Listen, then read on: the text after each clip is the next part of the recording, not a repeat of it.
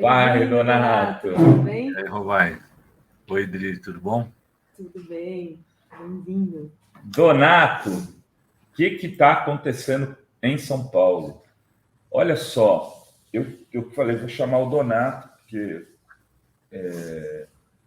você conhece muito bem Cracolândia, você conhece muito bem o Guarujá, você conhece muito bem essa questão da segurança pública, você já teve em governos municipais. O malufismo voltou com roupa de bolsonarismo, Donato? Nunca morreu, né?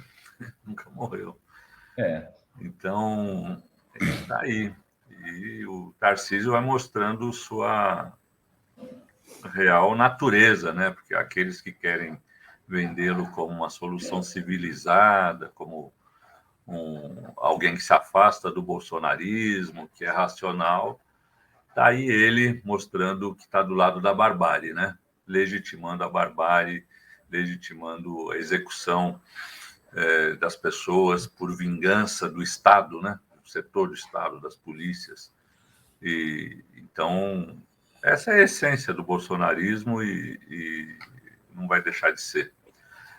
Hoje tem outra notícia também, Rovai, me permita falar, que também mostra essa essência do bolsonarismo. A Secretaria de Educação de São Paulo recusou a adesão ao Plano Nacional do Livro Didático, recusando 120 milhões em livros didáticos para o Estado de São Paulo, coisa que nunca aconteceu em 80 anos. Então, são os dois lados da mesma moeda, né? Da barbárie. Aqueles que dizem que não querem ideologizar a educação, na verdade, preparam um projeto ideológico para a educação, ao rejeitar livros consagrados, que são livros didáticos organizados por comissões de especialistas escolhidos pelas escolas. As escolas têm um cardápio de livros e elas escolhem aqueles que mais se adequam à sua realidade.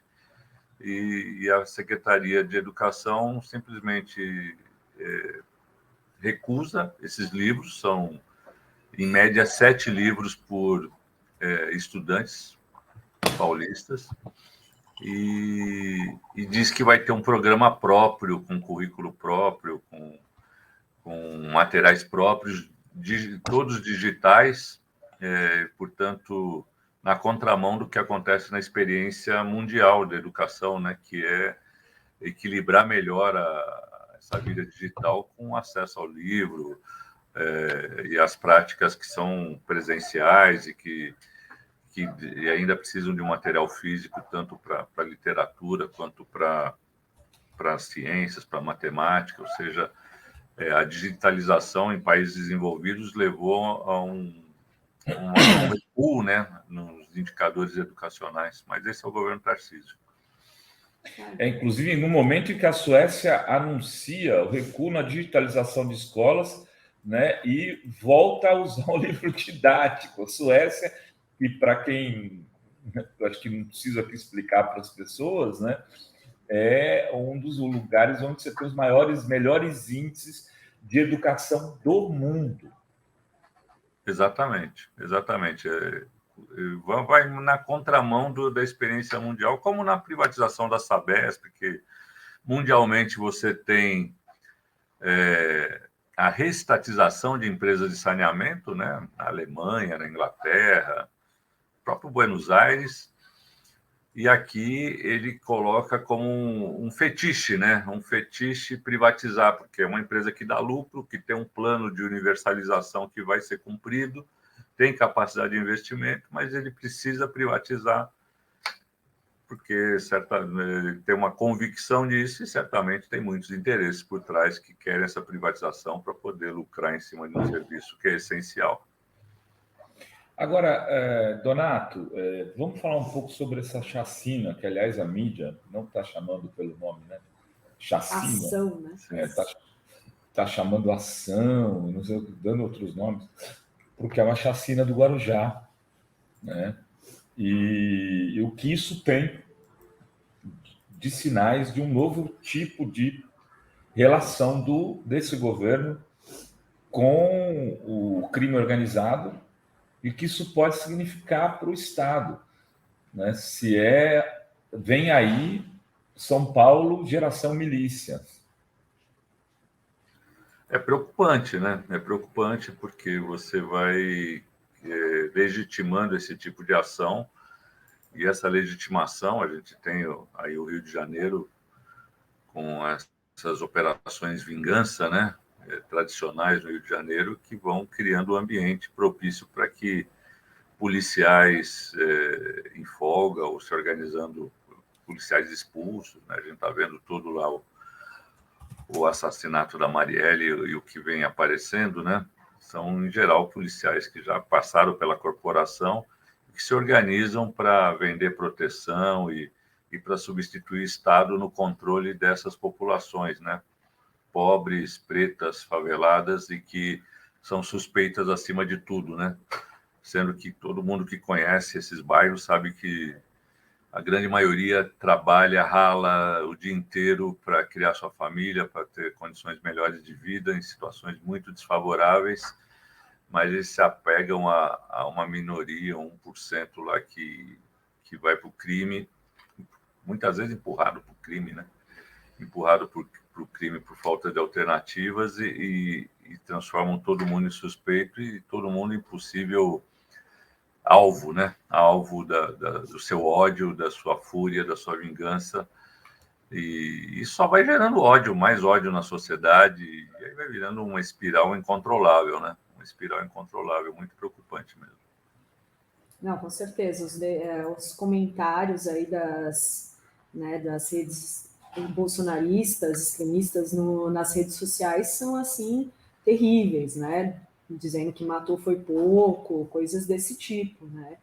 Criminalizando todas essas comunidades, né, Donato? Agora, o governo do Tarcísio, com isso, ele mostra que ele não tem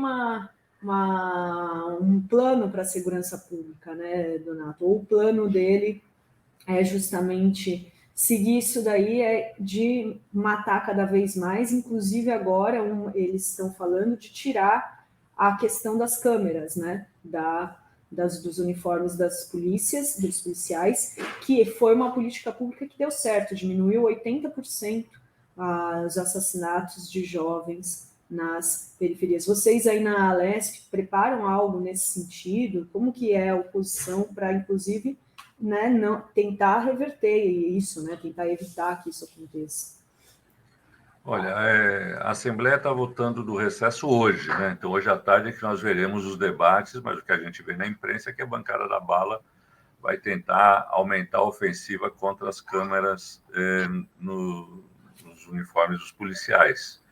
Eu não consigo ver nexo de uma coisa com a outra, né? Devia ser o contrário. Mas é uma bandeira que eles vêm levando. O Tarcísio ficou no meio do caminho, porque prometeu primeiro retirar as câmeras na campanha, diante da reação e dos dados, né? Dos dados objetivos, né? Que aumentou, diminuiu a mortalidade de policiais e dos confrontos com policiais. Então mas o que ele fez foi o seguinte: ele congelou o plano que era de expandir para toda a tropa, para os vários batalhões, está congelado. Então já é um primeiro passo e agora ele vai dando esse sinal de um endurecimento da sua política no sentido pejorativo da palavra, né? De uma política de extermínio mesmo, que, na verdade, ele aprendeu lá no Haiti, né? Vamos lembrar que o Tarcísio, capitão do Exército, serviu lá na MINUSTAH, e na época do massacre lá na favela Cité-Soleil, né? Então, eu acho que isso é uma coisa entranhada nele, né?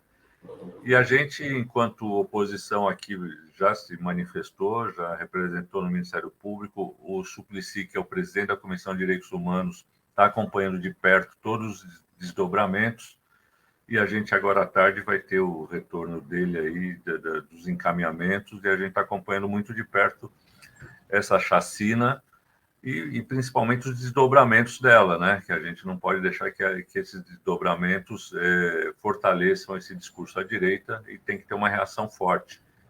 Tem um ato já marcado hoje, me parece, e a sociedade precisa reagir, e a gente tem que fazer parte dessa reação para evitar que São Paulo legitime esse tipo de ação, que só vai levar a mais violência, mais ódio, e como a gente viu na época lá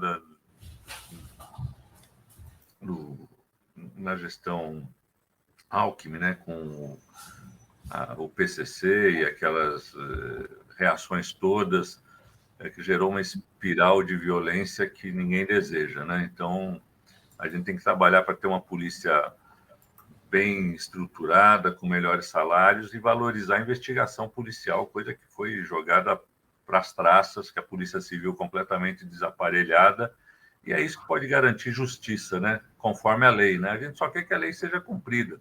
E a pena de morte não existe no nosso país e nenhum agente público está autorizado a fazê-la, e isso tem que ser combatido veementemente. Vocês estão entrando com denúncia no Ministério Público, Donato? Sim, a bancada já representou. O Fiorilo, nosso líder, já entrou. Pelo que eu li, o Ministério Público já por motu próprio também fez, instaurou um procedimento, mas a gente quer reforçar essa reação para que o Ministério Público, de fato, atue investigando e punindo todos aqueles que se excederam nessa ação, que, pelo visto, foram muitos, né? Não foi uma ação de um ou outro policial militar, mas algo que parece ter vindo, inclusive, com ordens mais superiores, né? Isso que nos preocupa. Pois é, né? Isso que eu ia falar. Esse tipo de política, infelizmente, costuma dar certo, né? Você veja que o Cláudio Castro fez uma operação dessas aí, ou seja, a polícia dele liderou chacinas assim no Rio pouco antes da eleição. Eu estava no Rio, eu não lembro exatamente quantos mortos foram, tá? E um amigo carioca falou: bom, ele vai se reeleger no primeiro turno. E ele sabe disso. Ele está fazendo isso para se reeleger. E o Tarcísio, evidentemente, sabe que tem um sentimento grande em setores importantes da população paulista que consideram que é isso. Você vai nos comentários das matérias, eu pus um tweet falando sobre isso, vieram vários comentários dizendo: leva para casa, vai cuidar, enfim, né? Tá com dó, faz isso, faz aquilo, porque acha que é preciso de instrumentos violentos. Como dialogar, né? E a gente vai ter uma eleição municipal daqui a um ano e pouco. Tarcísio, hoje eu via uma pesquisa em Ribeirão Preto, por exemplo, feita pela Paraná Pesquisa. Tarcísio tem uma popularidade muito mais alta em várias regiões de São Paulo, em várias cidades. Ribeirão Preto foi uma que eu vi, mas nesses últimos 30, 40 dias já vi várias, feitas por diferentes institutos de pesquisas municipais, e todas em São Paulo. Tarcísio tem popularidade mais alta do que o Lula. Olha, de fato tem um desafio aí de fazer esse debate, mas a gente não pode, enfim, recuar nele, né? É um princípio civilizatório, né? Não se trata da gente transigir nisso. Agora, em relação à popularidade do Tarcísio, é evidente, teve uma eleição para o governo do Estado e para a presidência. No Estado de São Paulo, eles ganharam. Então, isso já dá uma base para você ter algo acima, né? Mas eu também vi uma pesquisa qualitativa aqui em São Paulo. De fato, ele vai nesse padrão. Primeiro que o Estado de São Paulo, aquele ente, né, que você não sabe bem o que faz, né? Ele fica prensado entre as atribuições federais e atribuições municipais, e tem essa coisa um pouco também da imprensa paulista, né, que blindou os tucanos por muitos anos e agora vê no Tarcísio um potencial adversário do PT, ou das forças progressistas, em 2026. Então, eles são benevolentes. Ele tem uma imagem frágil nas pesquisas qualitativas, ele tem, assim, as pessoas até gostam dele, mas quando perguntam o que ele fez, ninguém sabe bem o que ele fez, e isso incomoda um pouco, né? Porque um governo não tem o que apresentar. Teve o episódio de São Sebastião, que ele teve presente, isso guarda alguma memória para as pessoas, mas depois disso é um governo que não tem muito o que apresentar, e de fato não aconteceu nada, além do discurso que tem que vender tudo, mas por enquanto é só um discurso, não vendeu nada, né? Agora, essa inflexão a partir desse caso do Guarujá, dessa chacina, vamos ver como é que isso repercute na opinião pública. Isso tem que ser disputado, né? Então é importante a gente falar sobre isso, falar que a gente não vai construir uma sociedade melhor saindo, matando indiscriminadamente, com sentimento de vingança, ninguém, né? Se a gente tem leis, a gente tem que usar os atributos legais para punir quem matou o soldado da rota lá, e a gente lamenta muito a morte dele também, mas isso não é licença para sair matando todo mundo, porque inclusive o cara que se atribuiu o assassinato se entregou, né? Então, por que vai matar os outros, né? Outras pessoas que não têm nada a ver, é vingança pura, né? E a gente vê isso nas redes sociais bolsonaristas e nas redes sociais de influenciadores PMs, né? Que é uma coisa que já é um despropósito. Eu não sei, né? Donato. Eu não acho que é só vingança, não. Eu acho que é uma mudança de estratégia para substituir o PCC pelas milícias. Bom, não sei, não tenho elementos para falar isso, mas temos que estar atento, né? Temos que estar atento para o que vem por aí. Diz que na Cracolândia, por exemplo, estava aqui a Mariana Serafini, repórter da Carta Capital ontem, junto com Bruno Paes Manso, autor do República das Milícias. As milícias já assumiram o controle do território, segundo o depoimento deles. Elas que estão controlando os comércios locais, elas que estão fazendo organização, né? E elas que estão por trás, inclusive, das definições de políticas públicas que o governo Tarcísio vai assumir. Então, eu não sei, eu posso estar aqui, mas eu acho que o modelo que a gente está importando é do Rio de Janeiro, onde vai Você está atento, assim. Porque esse modelo, você está me dando elementos eleitoral, essa coisa da Cracolândia, mais interessante, não tinha essa informação. Mas do ponto de vista eleitoral, esse modelo é muito mais interessante para eles. Deu muito certo no Rio de Janeiro. As milícias entregam os votos. As controlam territórios e entregam. O crime não. O crime não entrega para eles, que é uma disputa. Então, enfim, estou ponderando aqui.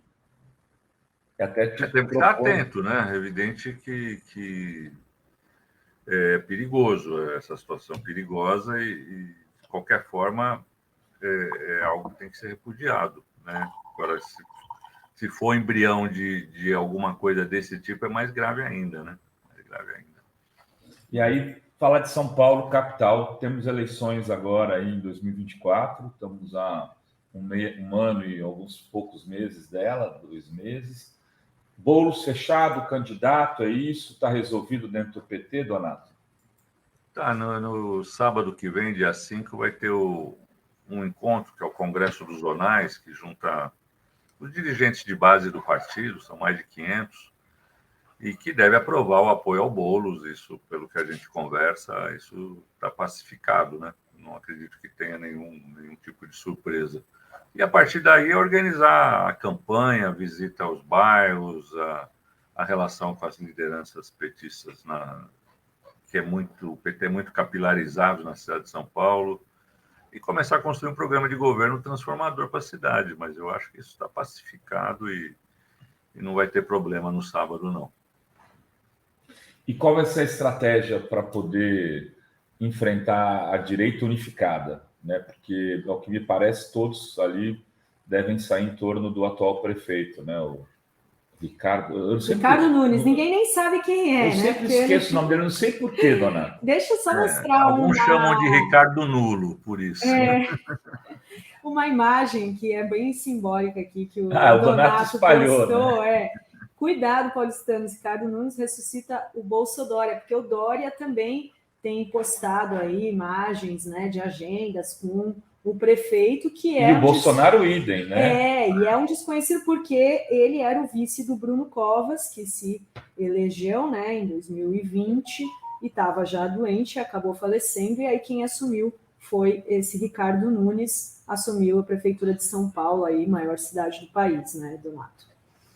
Então, eu acho que a gente tem que trabalhar para ampliar a aliança e procurar juntar amplos setores aí que se coloquem contra o bolsonarismo na cidade, né? Vamos lembrar, o Lula e o Haddad ganharam na cidade de São Paulo, com uma votação muito expressiva na periferia, mas também no segundo turno ganharam em bairros que historicamente a gente não ganha. Então ganhamos em Pinheiros, Vila Mariana, Perdizes. E esse é o desafio, né? É você consolidar essa base popular, e o papel do Lula acho que vai ser fundamental nessa eleição para isso. Mas o governo, e o que a gente pode projetar hoje, a menos que aconteça alguma coisa fora de controle aí, vai estar bem do ponto de vista da economia, a situação está melhorando, do emprego, da renda. Então, acho que o Lula vai ser um ativo importante, seria em qualquer situação, mas com a economia melhor ainda, vai ser um ativo importante nessa campanha. E também o diálogo com setores que são setores médios, que talvez não estejam tão à esquerda, mas que são antibolsonaristas. Na cidade de São Paulo, esse setor existe. A Tebet, por exemplo, teve uma votação importante na cidade de São Paulo, e vai ser dessa capacidade de dialogar com esses setores, de apresentar uma proposta consistente para a cidade, que eu acho que a gente pode ganhar a eleição. Eu estou muito confiante que é possível. Eu vejo um cenário um pouco parecido com 2012, quando o Haddad ganhou. Eu acho que é uma gestão que, apesar de ter muito recurso em caixa, não consegue fazer entregas. Agora está indo para uma política tradicional de maquiagem, muito recapeamento, uma melhora na zeladoria, mas ele já tem uma marca de uma cidade muito mal cuidada. Você tem a questão da Cracolândia, associada à questão dos moradores de rua, que hoje é um assunto que não é só do centro da cidade, é da cidade inteira, e que eles, mesmo com muito dinheiro em caixa, não conseguem ter uma estratégia mínima que resolva ou diminua essas questões. E como eles repetem a mesma estratégia sempre, que é a repressão policial, o resultado tem sido o mesmo sempre, né? De não resolver o problema e de espalhar o problema, né? Hoje, o centro da cidade e o centro dos bairros periféricos tem muito morador de rua, e acho que isso impacta muito a avaliação dele. Além do serviço de saúde, que não consegue ter remédio no posto de saúde, as coisas básicas que uma gestão não consegue entregar. E ele tem uma imagem, eu acho que isso que complica mais. Ele é um prefeito que não projeta um rumo para a cidade, né? A cidade, as pessoas não sentem essa segurança, esse caminho na figura do prefeito. E isso é um problema para uma cidade do tamanho de São Paulo. Acho que isso fica no pano de fundo, né, da imagem dele como alguém sem rumo, alguém incapaz de corresponder aos desafios da cidade de São Paulo. Então, eu acho que o Boulos pode muito bem se apresentar como alternativa real para os paulistanos e ganhar a eleição. Agora, a gente já teve, né, candidatos que ganharam mandato, como foi o caso do Kassab, né, ganhou de presente do Serra na época, né? E conseguiram se reeleger por fazer a operação política tradicional. Coisa que me parece, Donato, que o Ricardo Nulo aí está fazendo com alguma maestria. Ele conseguiu fazer com que o PL não saísse com candidato a prefeito, e o PL teria um candidato que o tiraria do segundo turno, na minha opinião, que é o xará dele, o Ricardo Salles, né? O tiraria do segundo turno, seria um segundo turno entre o Boulos e o Ricardo Salles, na minha opinião. Conseguiu segurar isso, conseguiu trazer o Bolsonaro para seu apoio, mantendo o Dória, que foi o seu padrinho, porque não era, você sabe mais do que eu disso, mas ao que eu me informava, o nome do Covas não era esse Ricardo para ser vice dele. Foi meio que uma imposição do Dória que fosse ele. E isso deve, eu acho que vai contar muito na disputa, né? Porque uma terceira via hoje, a Tabata seria essa terceira via. Tem alguma coisa que você enxergue no horizonte aí, Donato? Olha, não, é verdade que ele está fazendo operação política, ele está fazendo o que ele pode, mas ele tem desafios, né? Ele conseguiu evitar, por enquanto, uma candidatura do PL ou uma candidatura bolsonarista. Pode sair uma candidatura bolsonarista que não seja pelo PL, né? Então, eu acho que esse perigo ainda existe. Eu converso com os bolsonaristas aqui da Assembleia, eles estão profundamente incomodados, eles não conseguem fazer campanha por Ricardo Nunes, não conseguem. Então, aquela mobilização do bolsonarismo, acho que é difícil ter. Como aconteceu na eleição passada, que o Russomano teve apoio do Bolsonaro, mas não virou, porque não basta ter o apoio, precisa ter... a figura tem que encaixar um pouco, né, nesse ecossistema bolsonarista, senão também não mobiliza. Por outro lado, ele tem um desafio que o Bolsonaro, pelo que eu vi de pesquisa aqui, hoje é um peso aqui em São Paulo. É evidente que ele traz um eleitor, mas a rejeição dele está em alta. Então, ele precisa evitar que o PL tenha um candidato, e o PL com ele, porque é um tempo de TV grande, tudo, e evita um candidato que poderia tirá-lo do segundo turno, pelo menos da equação mais básica, né, que pode ser mais complexa. Mas, ao mesmo tempo, ele não pode abraçar o bolsonarismo completamente, senão a rejeição do bolsonarismo o atrapalha. Então, ele tem desafios. Agora, ele é um candidato que, evidente, com a máquina na mão, com o dinheiro que tem, com a operação política que está se fazendo, com a ausência de outros nomes, ele vai disputar para valer a eleição. Não estou achando que ele é carta fora do baralho, muito pelo contrário. Mas ele tem desafios também. Tem desafios que não são pequenos. E eu não sei se ele tem a capacidade política que o Kassab tem, por exemplo, que teve quando foi prefeito, né? O Kassab, a gente pode falar tudo dele, mas não que ele não tenha o tino político, né? Coisa que o Ricardo tem muito menos. Mas, de todo jeito, vai ser uma eleição disputada, como toda eleição em São Paulo, e eu acho que é uma eleição que a gente tem chance de ganhar, mas é evidente, a gente não pode errar, depende do outro lado também ter seus entraves.